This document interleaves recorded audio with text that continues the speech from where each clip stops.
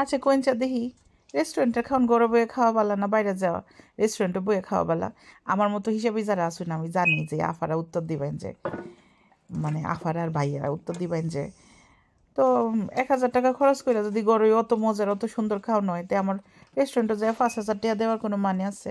কথা কিন্তু একদিক দিয়ে এটা সত্যি, কিন্তু কথা কিন্তু একটা না, কথা আরও আছে।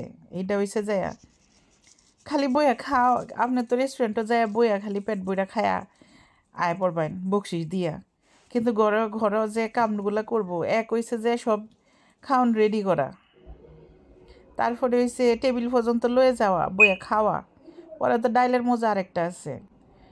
এই যে জিনিসগুলার মধ্যে আয়ডা ভরছে এডি পরে পরিষ্কার করবো কেটা, ধুইবো কেটা? এর লেগে তো কই ডাইলের মজা পড়ে। এই যে জিনিসগুলা এটা তো এই যে জিন্দগি ময়ে ময়ে হো গয়া, এই অবস্থা হয়েছে এখন।